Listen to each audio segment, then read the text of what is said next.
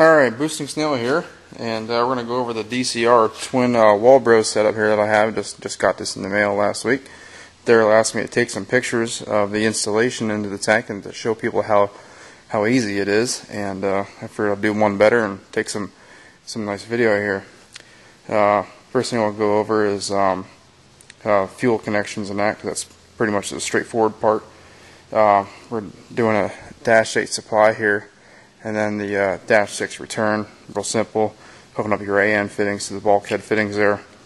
One thing that the factory fuel canister does have is a spring-loaded mechanism on it. That what it does is it keeps the fuel socks at the bottom of the tank at all times. With our tanks being plastic, when you fill it up with fuel, the weight of the fuel will actually belly the bottom of the tank a little bit, and also on a nice hot summer day, the plastic's going to get a little soft, and will also contribute to that bellying out. So the spring-loaded mechanism on the stock fuel canisters keeps the fuel socks at the bottom of the tank at all times. What Daryl's done here is he's incorporated a swivel fitting here, and what that does is the stock plastic canister piece here is going to be fastened to the tank, so that's going to be stationary. That's going to allow this to go up and down, so that's always going to keep those fuel socks at the bottom of the tank. He's modified the fuel sending unit here, the arm, but it's in line with the bottom of the socks, so it should read pretty accurate. Both the pumps are wired together into two bulkhead terminals there for electrical connections. So got it covered with skin. Make sure you use 10 gauge wire, 50 amp fuse in line, and you want the fuse pretty close to the alternator in case you ever have the wire short out on you. That fuse will save you. And the relay that you want to use, you want to do something heavy duty. Your regular old 30 amp fuse or 30 amp relay isn't going to be good enough, so you're going to want to upgrade to something like 60, 70 amp for the relay. Alright, that about covers it in terms of the design of the unit, the way it arrives to you. What I suggest doing is make sure you have the tank out of the car, because you'll have your hands full if you don't. It may be done, I don't know, but I already have my tank out, so it's going to make you be able to view everything here a little bit easier too.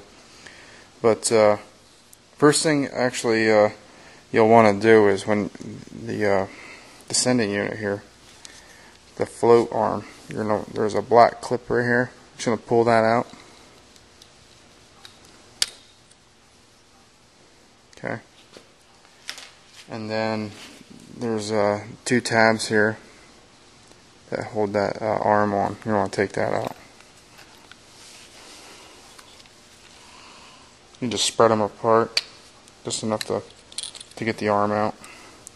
It has the contacts on the back of it for the rear gauge. But anyways, what that's going to do, if you don't take that off of there, you're not going to have enough room to get the assembly in the tank.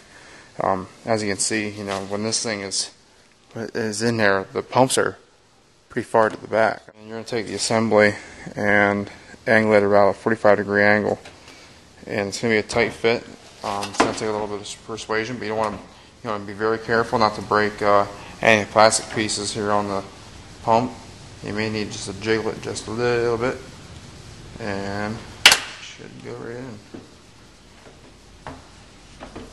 Alright, now that we have that in there, we can go ahead and reinstall the float arm.